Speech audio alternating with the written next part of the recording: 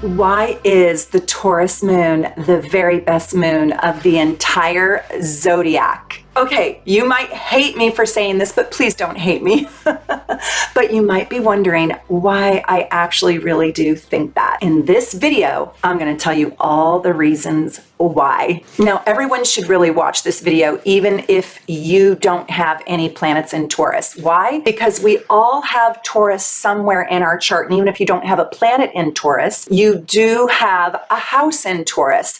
And you are going to want to know where in your natal chart this energy plays that part. In this video, you will learn where Taurus energy is in your natal chart, and you're going to want to know which house operates with this fabulous, fantastic, incredible energy. Also, if you do have Taurus in your chart, a Taurus moon or a moon in the second house, any sign, if you have a stellium in Taurus, if you've got Taurus rising, Taurus sun sign, Taurus Mercury, Mars, Venus, or Jupiter, or the south node or the north node, this video is also for you. Now, there is a tip, there is a technique, and there is a trick that I'm going to give you at the very end of this video. And you cannot understand fully and deeply the meaning of your Taurus moon sign without knowing this particular step. You cannot know it in the most intimate of ways. If you've seen my channel, if you've seen my playlist, if you've seen my other 300 videos, you know that I don't just do superficial astrology with you.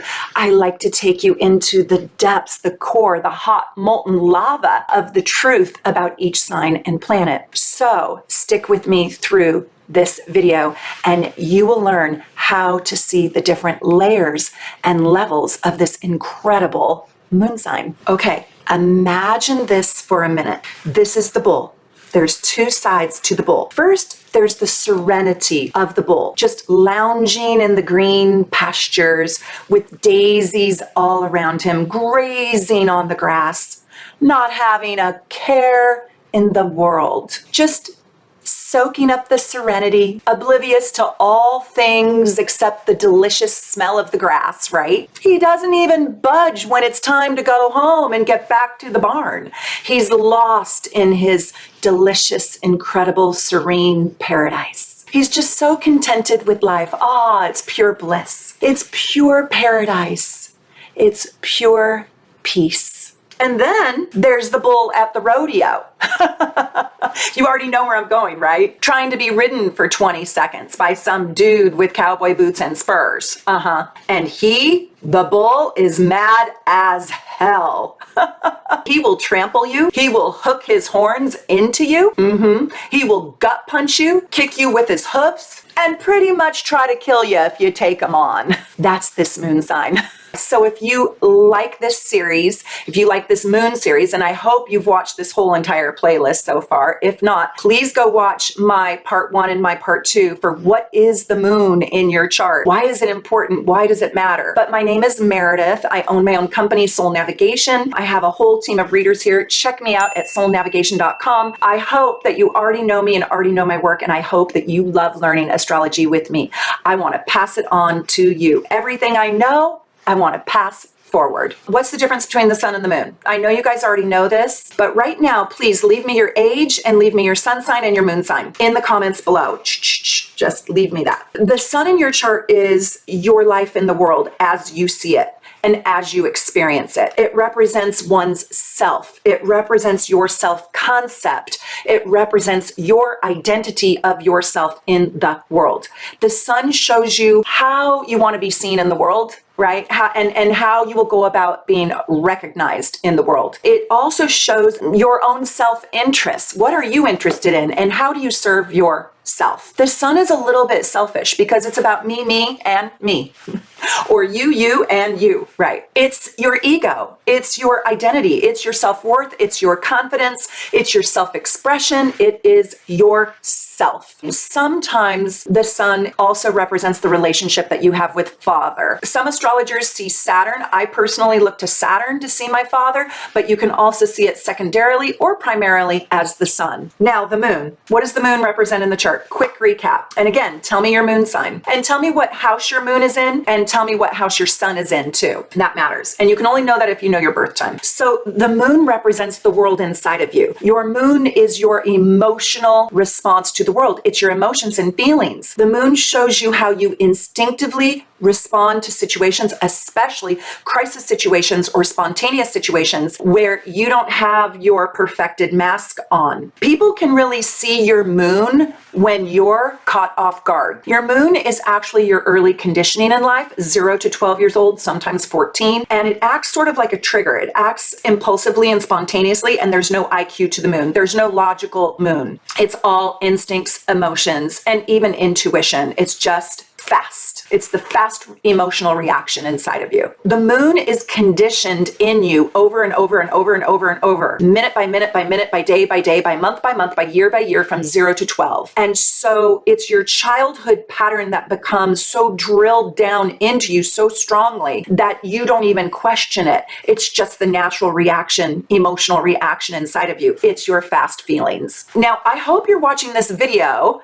after you have gotten one of my gorgeous natal charts, and you can go click the link below in the notes section, click on my shop tab, and please go get your gorgeous natal chart. They are phenomenal, easy to read. They are the most beautiful on the market. I've never seen a prettier one. I designed them myself and you will love it. And I give you tons of information in your chart. It's not just your chart, gobs of information. You'll get to see your out of bounds planets, your declinations, you'll get to see your aspect grid, all of that. And it will be really easy for you to learn astrology and learn about you and peel your onion with my gorgeous natal chart. And look where Taurus is in your chart, because wherever Taurus is in your chart, this energy is going to fill that arena, that landscape, that sandbox, that house. And if you don't know the houses, you got to watch my video. It's called The Sun Through the Houses, part 1 and part 2. Please, please, please watch that video if you don't know what the houses mean. The Taurus moon is about a person who loves security, loves to nurture, can create dependency through feel goods, meaning I make you feel so good you become dependent on my feel goods, right? This is a very feminine but strong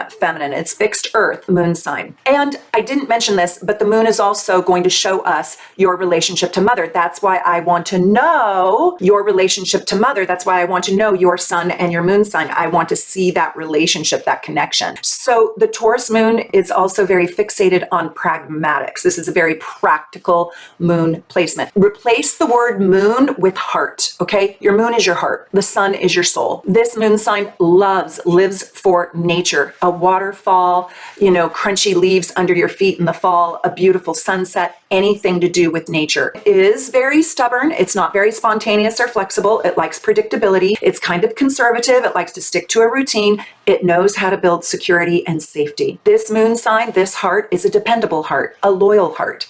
This is a very, very, very nurturing person. This is a person who likes to grow things. Plants, children, people, animals, clients, right? Their team at work. They like to grow things, projects. This is also a very prosperous moon sign. Now are you seeing why it's my favorite moon sign of the zodiac? Don't hate me. Don't hate me, Scorpios. Don't hate me, Geminis. And I don't have a Taurus moon.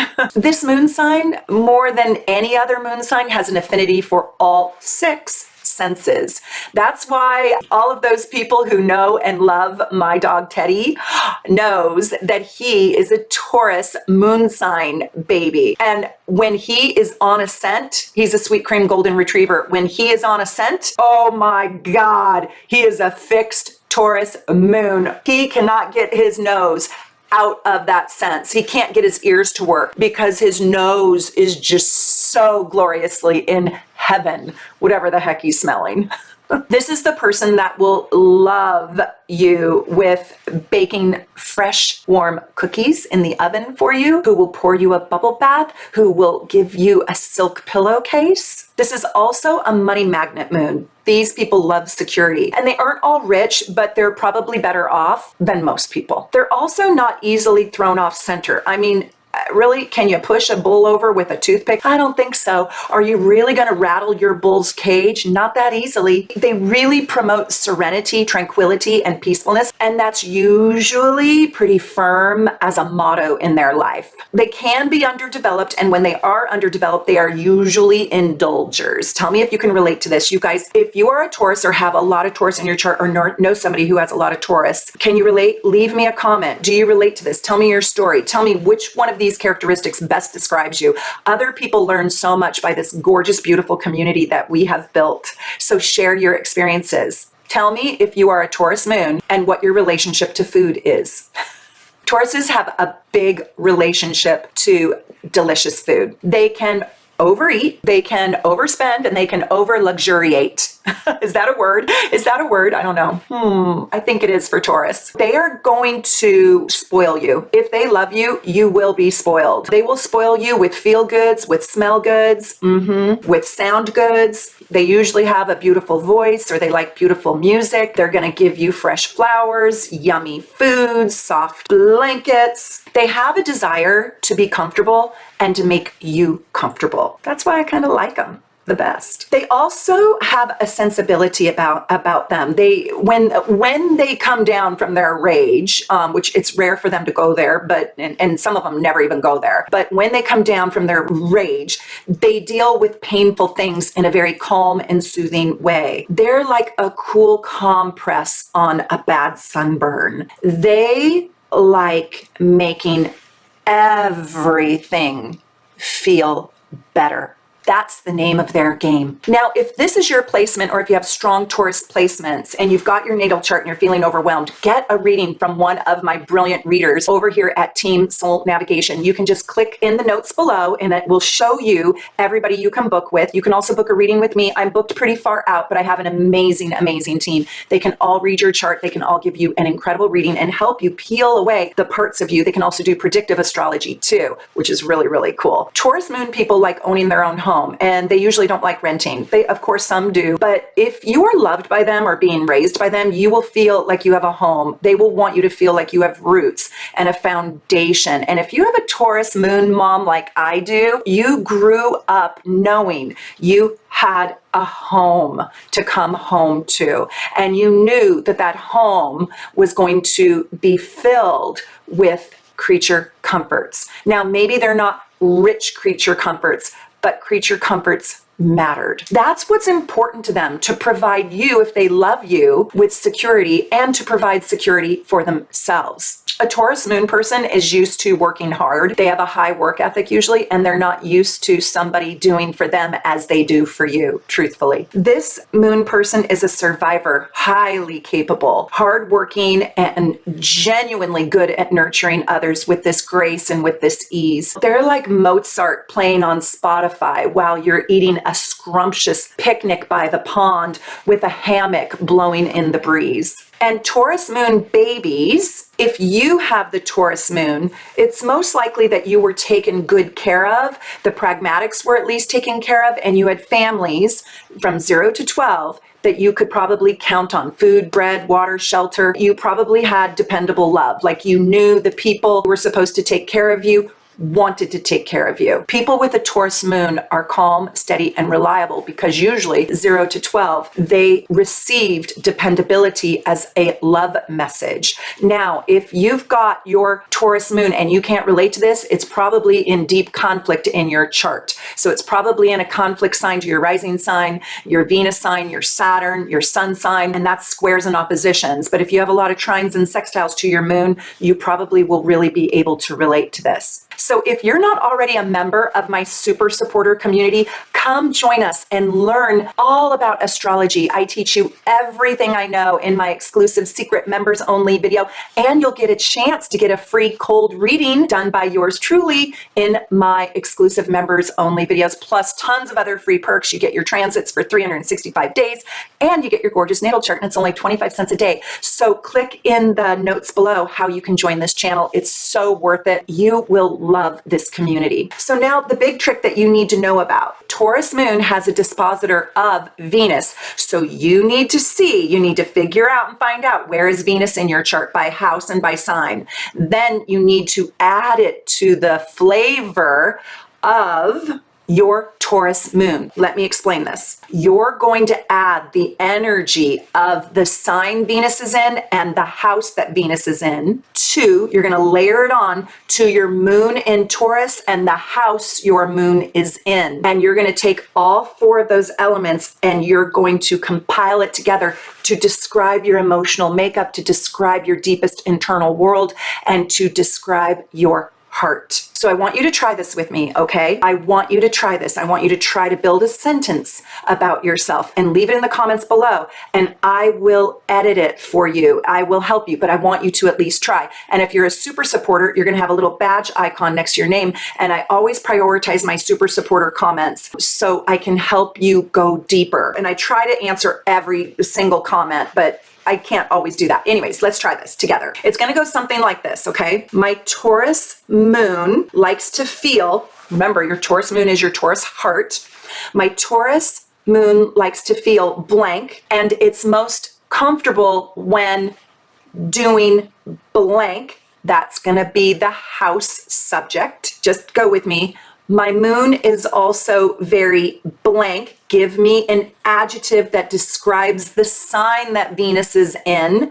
And one of my favorite things to do is blank, and that's the house Venus is in. So the house describes the activity or the subject or the thing you like to do, and the sign describes the way in which you do it, okay? It's like the adjective. I'm gonna give you an example. My 3rd house Taurus moon, which is my heart, likes to be in nature and go on long walks. That's the Taurus part. And I'm most comfortable when I'm connecting with friends. That's what the 3rd house likes to do. It's the networker house, right? With the dispositor of Libra in Venus in the 8th house, I would continue the sentence like this. My moon is also very diplomatic and it cares a lot about what other people feel. I don't want to hurt anybody's feelings.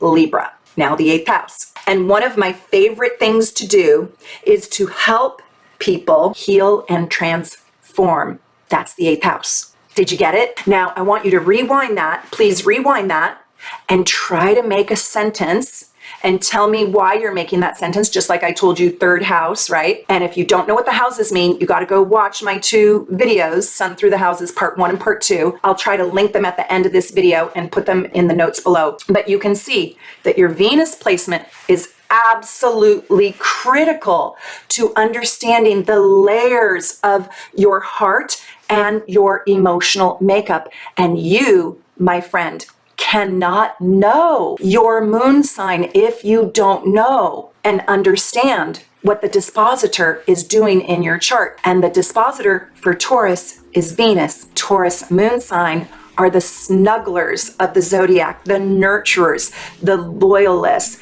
and they know how to make others feel so comfortable, and they usually do it far better than most.